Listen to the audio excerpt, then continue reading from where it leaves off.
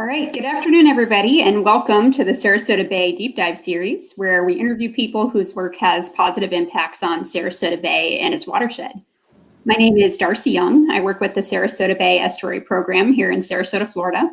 And my guests on today's deep dive interview, yes, I have two guests today, first time ever, are Dr. Katie McHugh and Dr. Athena Rysick. Dr. McHugh is with this Chicago Zoological Society Sarasota Dolphin Research Program, and Dr. Rysick is with New College of Florida. Welcome to you both. Thanks for having us. Thank you, Darcy, and thank you to the Sarasota Bay Estuary Program. Absolutely. It's really fantastic to have you both to talk about a really exciting project going on in Sarasota to look at the acoustic soundscape of the Bay, which is such an interesting topic. I want to give each of you the opportunity to give us kind of a short elevator speech about what you do at your respective organizations. Right. Katie, maybe you want to go first. Sure, I'll go. So I'm Katie McHugh, and I am a staff scientist with the Chicago Zoological Society based here in Sarasota. My work primarily focuses on dolphin behavior and human interactions and impacts. And I also coordinate our training programs and a lot of our outreach efforts here at the Sarasota Dolphin Research Program. Great. That was a perfect elevator speech. And I'm Athena Rysick. I am an assistant professor of biology and marine science at New College of Florida. And my research focuses on manatee biology and then also acoustic ecology, which is what we're here to talk about today. Great. So as you men talk about the Sarasota Passive Acoustic Listening Stations Network, or the PALS network. And I understand that you've got some slides put together to walk us through an introduction of what the network is and what y'all are doing with it. Yes, so let me bring that up. Okay. All right, can you guys see that? Yes, we can. All right. So together, the Chicago Zoological Society, Loggerhead Instruments, and New College of Florida have worked together to build a passive acoustic listening station network in the Sarasota Bay area. And we have a few objectives with this. One is research, and that's because we want to answer questions about the biology of the organisms that live in Sarasota Bay. We also want to understand how they respond to disturbances, and we want to communicate those results in public and scientific forums.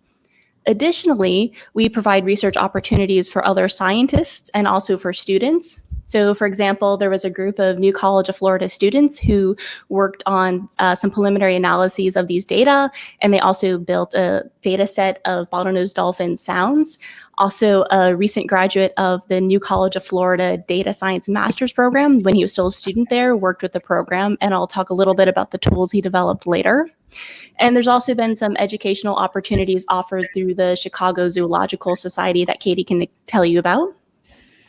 Yeah, so in my capacity, at least as one of our coordinators of training, I work a lot with our undergraduate and recent graduate interns, and this is in collaboration with MOTE.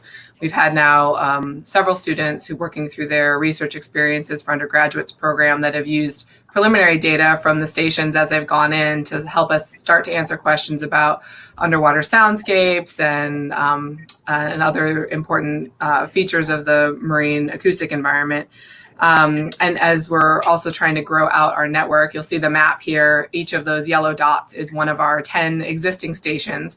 Many of those are on private property, but we're starting to put some of them on public spaces such as Historic Spanish Point and elsewhere. And we're starting to work on some of the outreach and communication aspects of being able to share what we're learning about the underwater soundscapes with folks who are able to actually interact with the stations where they go in. All right, so just a little bit about what a passive acoustic listening station looks like. So on the right, you'll see a hydrophone. That's the part that's in the water, and it can record sounds up to 22 kilohertz. There's then a cable that connects it to the land-based station that transmits that data to the station. The stations have a solar panel on there, so these are solar-powered stations. And there's also a battery in the station to basically store up energy during the day so that it can also function at night when there's no more sunlight. We also see the circuitry on the left side of the slide here. So there's onboard storage. You can see micro SD cards in there. It can accommodate 4, so that means we can store a lot of data. And there's also some onboard processing. It specifically every 5 minutes, it does some sound analyses and basically it tells us how loud that environment is in a few different frequency bands. And then there's also a cell modem in there. So it actually every 5 minutes sends us a little data update. It stores that information in a database, and then it also posts it to a website that we can look at. So every 5 minutes, we can actually check on the station, see that they're up and running, and also get a little bit of information about the acoustic environment. So a good question might be, why are we doing this? Why do we actually care about recording underwater sound? And that's because in the marine environment, sound is very important. Light doesn't propagate nearly as far in the marine environment because it has to basically compete with turbidity. So vision has a limited detection range, but sound can propagate much further. And a lot of organisms have taken advantage of this. So some will use it for hunting, some will use it for mating, others will use it in a social context. So let's take a listen at the top, and we're going to hear multiple fish species producing sound at the same time.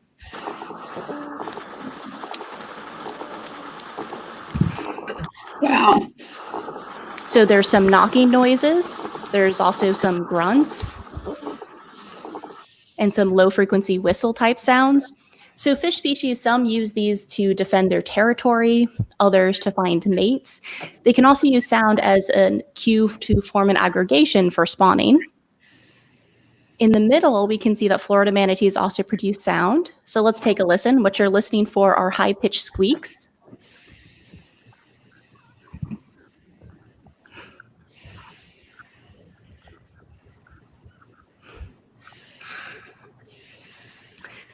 So this is a recording from a seagrass bed where there's a group of manatees that are just all on their own eating seagrass, but they're also keeping in touch with each other with these vocalizations. And for manatees, sound is also very important for mothers and calves. It's how they help stay in touch with each other and come back together so that they can stay together when they do separate briefly. And then at the bottom, yeah, so the bottom is gonna be the dolphins, and we're really interested in acoustics from the dolphin perspective because they use sound for everything. So dolphins use sounds to communicate with whistles. You're going to hear some whistles of dolphins communicating. They use sound to navigate and locate and eventually track and capture their prey through echolocation. They use these really crazy sounds. You'll hear some later that are very broadband burst pulse sounds while they're doing social activity. And even in here, you're going to hear some loud pops that are sounds that are often associated with some of these sort of aggressive and other social contexts. So take a listen here to the dolphin variety of sounds they make.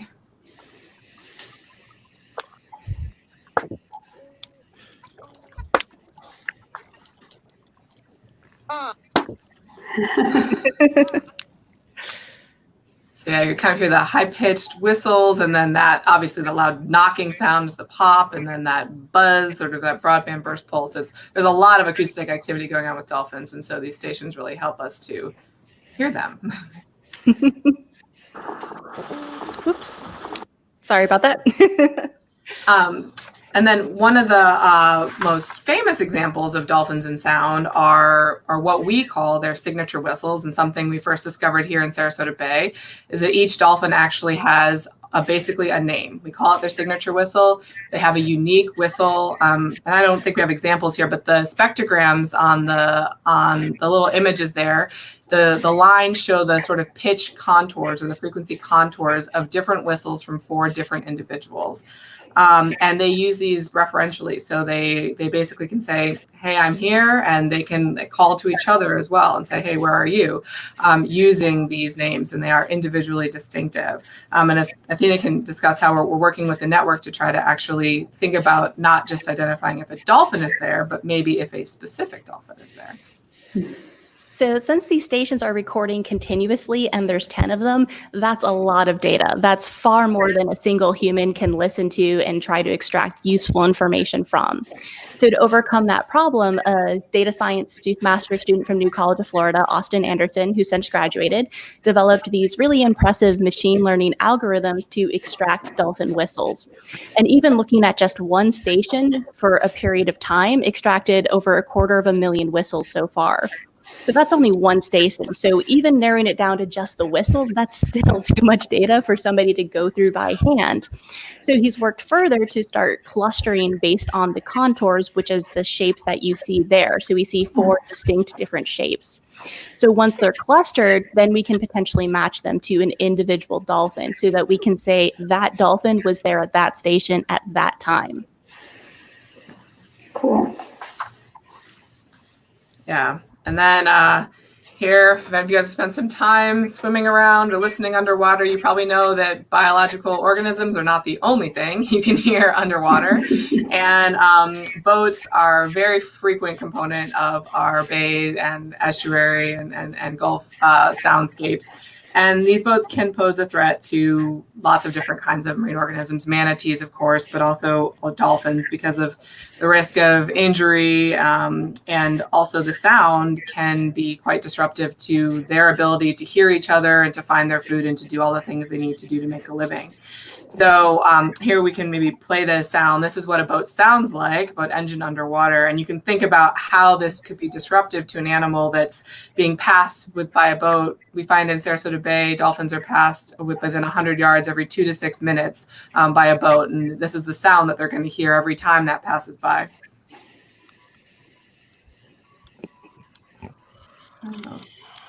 There we go.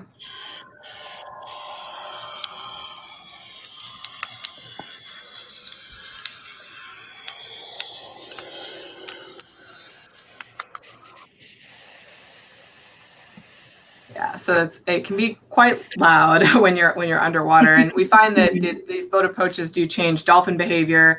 They'll move away. They'll change how they're trying to communicate with each other. Sometimes they'll get closer together, perhaps so they can hear each other better.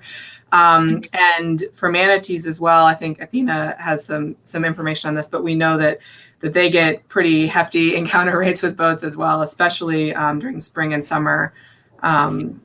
How close is it, Athena? Do you remember? So I found in some previous work that on average, a manatee during the day on a weekend can hear boats potentially 26.5 times an hour, because boats can actually be heard several meters away, and that's how often a boat approaches within 500 meters of them. So if you think about that, they need sound for things like staying together and mothers to find their calves, you could see how hearing boat noise that often could potentially interfere with that acoustic communication. Mm-hmm. Yeah, I mean, for sure. And in our PALS, so what we've been using the PALS network for as well is to also help us better understand and track exposure to boats and boat noise for our animals. And for some of our students that have been auditing or listening to all the acoustic recordings, pretty much during the day, they found in some of our stations that are near high traffic boat areas, there are no 5-minute segments where boat noise is absent. It's always present in the recordings, even when they can't see the boats, from the actual site. So it's pretty much there all the time. Wow. And then last, I wanted to talk about the red tide event that Sarasota Bay experienced in 2018. Many of you probably remember it was a severe red tide event. So the network was still in early days, but there were 2 stations up that were able to capture this very dramatic shift in the soundscape that happened when red tide moved in. So if we look at the left side of the screen, what we see is mean spectrum level, which is basically how loud a sound is, how loud the soundscape is. And then it's color-coded by 4 different frequency bands. And then the red line is representing when K. brevis, that's the dinoflagellate responsible for red tide, when K. brevis cell counts reached above 100,000 cells per liter, which is the generally accepted threshold for fish mortality. So what we see is that when red tide moved in the area, the sound levels plummeted quickly. The bay got very quiet. And we can see representative soundscapes on the right, and I'll also play those samples. So at the top is pre-bloom. So this is kind of a normal soundscape. You see lots of vertical lines, which are going to sound like snaps, and you'll hear snapping shrimp and dolphins. And in the low frequencies, you also see lots of stuff going on there, and that's a variety of fish producing sounds. So let's take a listen.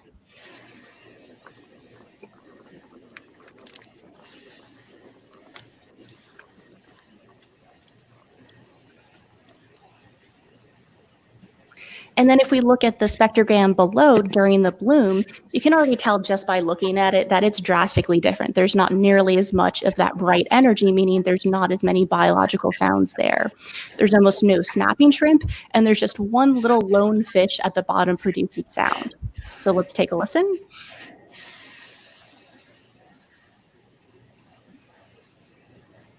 That's not a problem with your speakers. It's that quiet. There's so little going on.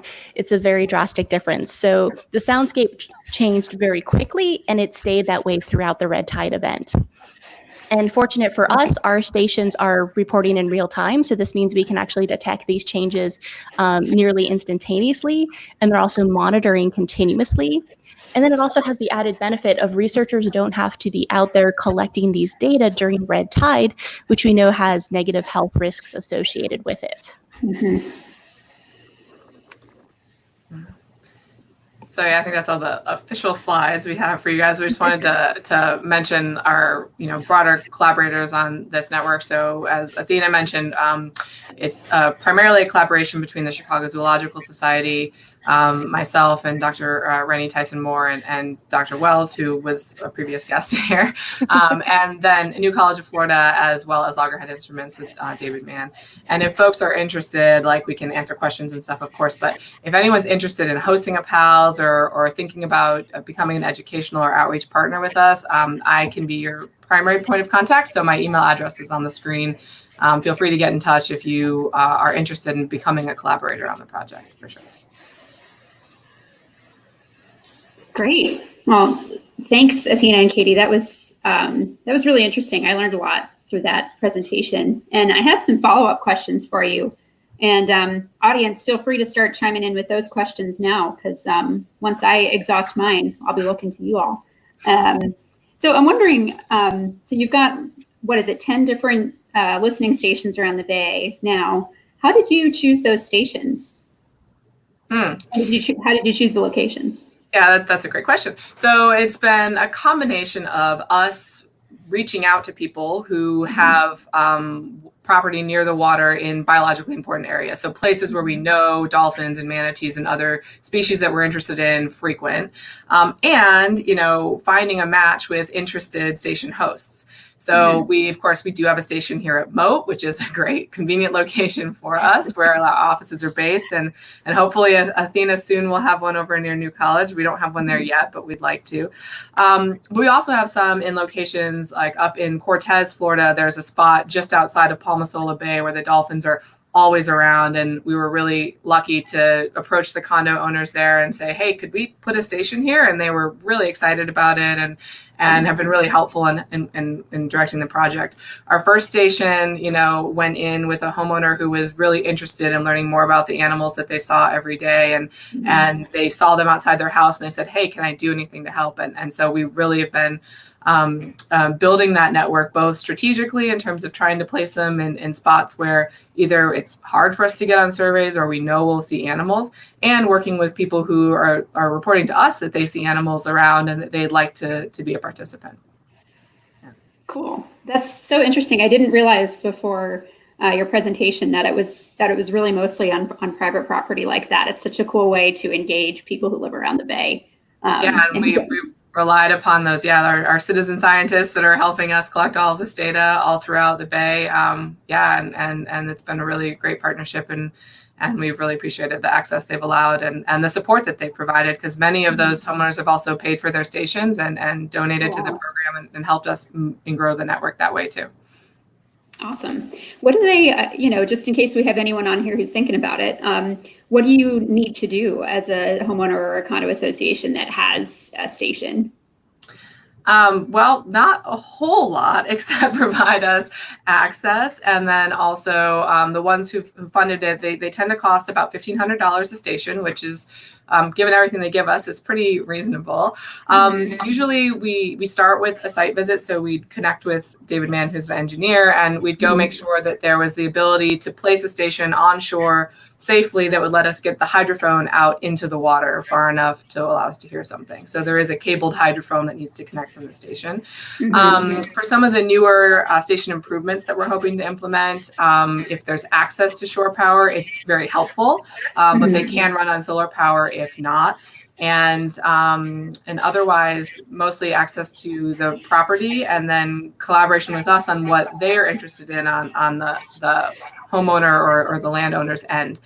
We have some stations that stream or play the audio through like an FM transmitter so they can listen to it inside their house. We have others that have a speaker so someone can come listen to it there. And so we've kind of tailored them to each site as it's been most appropriate. Yeah. That's super fun. I'm wondering if, sorry, I'm getting a little bit of feedback. I don't know if you guys can hear that, but hopefully it'll go away.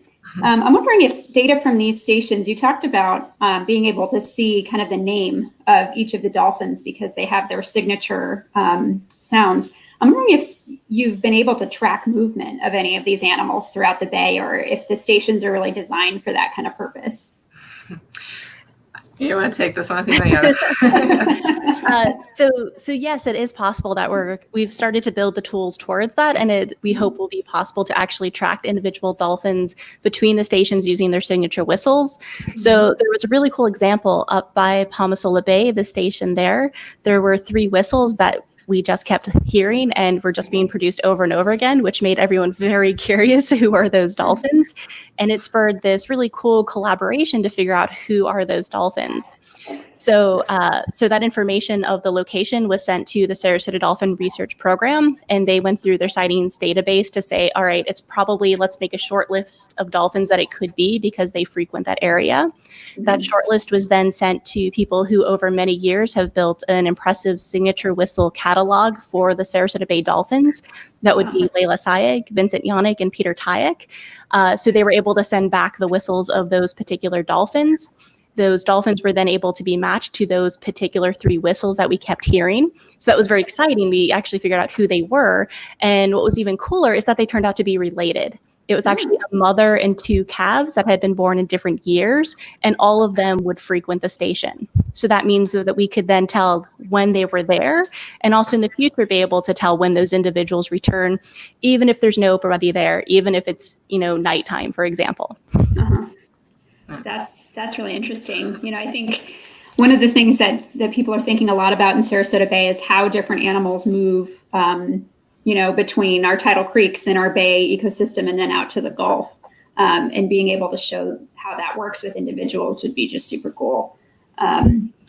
So you talked a little bit about red tide and how that changed the soundscape of the bay. I'm wondering if you documented the recovery as well, if you heard certain species that came back first or maybe certain species that haven't come back at all even. So we haven't worked up a formal analysis since then, but looking at the sound clips a year later, we start to see sound coming back. It's definitely not as populated with biological sound as beforehand, but we were starting to see sound producing species making sound again. So it does look like the bay is recovering. So that's exciting. And we'll continue listening to see when it's fully recovered. Great. I guess talking about disturbances, red tide was a big one, but I'm wondering if you've recorded a soundscape during any other large disturbance like a tropical storm, or if you've seen how that impacts the soundscape of the bay. So actually, if you guys remember Irma, which was not that long ago, Irma was a very big hurricane. And when it came through the area, there was a PAL station in New Pass that was recording. So we were able to actually listen to what a hurricane sounds like from underwater. Wow. However, most of the sound is 100 hertz and below, so it's really low frequency. So it kind of sounds like this low hum that's kind of getting louder and softer as there's wind and waves going on.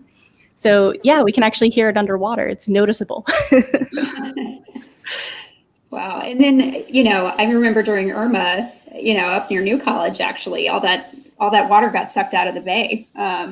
So, you know, were you able to hear animals coming back after the hurricane? I don't know, maybe that's too fine frequency, but I'd be curious about that. So we did look before and after, and we didn't notice any large changes in biological sound production before versus after. We didn't work up a formal analysis, but from just listening here and there, didn't notice a big difference, actually. Interesting. Yeah. Huh. Let's see. What else do I have? So many questions for you, but trying to nail down on the ones that I think will be best. You talked about how animals use sounds in low light environments to help them communicate with each other because, you know, you've got a lot of turbidity in the bay, algae that make the water column difficult to see through. Do you have any thoughts about animals potentially using sound even more frequently in lower light environments like tidal creeks that tend to be more turbid than they might, for example, out in the open bay or in the Gulf where clarity is much better? So that's a little bit of a difficult question because you can have potentially different animals that are found in the bays versus out in the clear waters of the Gulf. So while, for example, bottlenose dolphins, they are producing more sounds when they're out in the Gulf waters, they're also very different dolphins. They're in larger groups, they're traveling longer distances. So it's a little hard to say if that's directly related to water clarity, but it could be. Interesting. Katie, I know, you know, a lot of your research focuses on human-dolphin interactions. Have you, you know, gotten any research findings from these data that could help us better manage those interactions, especially when we're talking about boaters? Yeah, it's a question that we're interested in looking at for sure, because, you know, for multiple reasons, when we're looking at, you know, human interactions with dolphins, us physically researching that on our boat can impact what people are doing. So having a remote way of understanding when dolphins and boaters are around and whether they might be interacting is really important. And so far, you know, what we've mostly found is that these are useful for getting a sense of the frequency with which boats and dolphins are present at the same time at a site.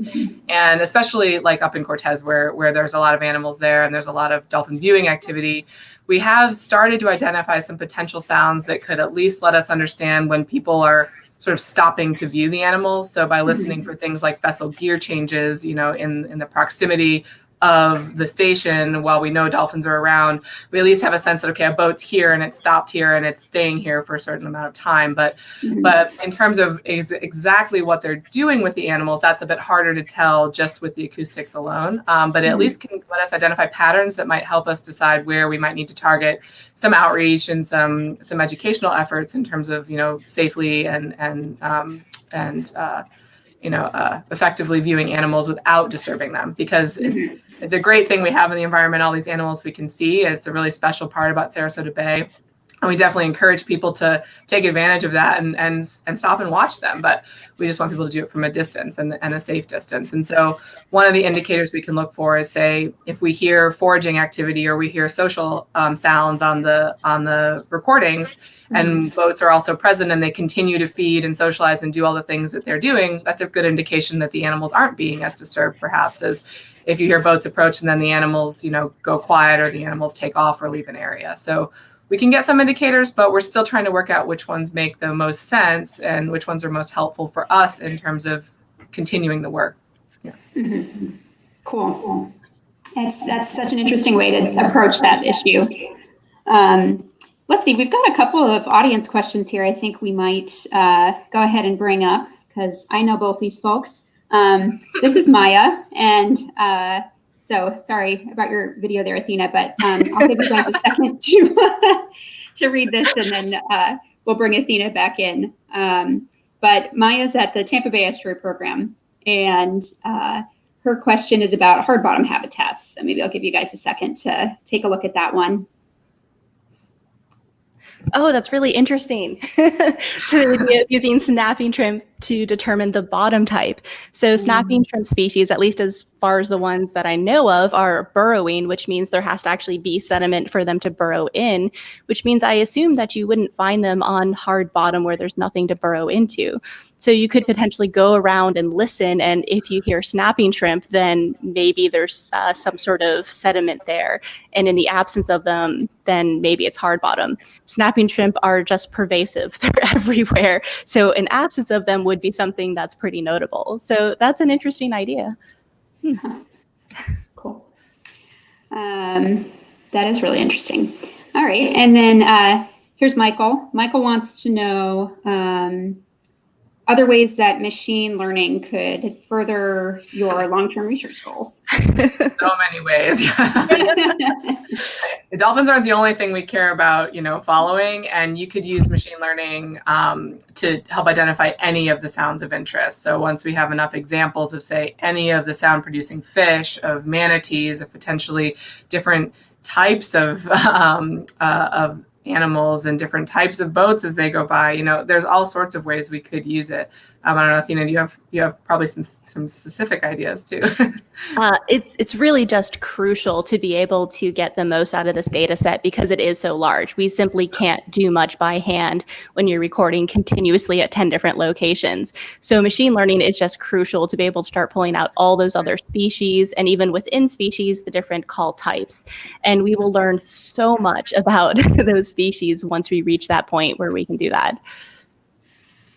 Cool. Good future research direction. So I've got two more questions for y'all. They're kind of bigger picture. One of which I'm wondering, what are your most surprising findings so far from doing this work, related to the acoustics, related to the animals that you work on, anything? So I think the signature whistle example where we were actually able to find the individuals on the mother and the calves was very cool. It was also surprising at the Palmasola Bay Station. We knew dolphins frequented there. We had no idea how vocal they were there.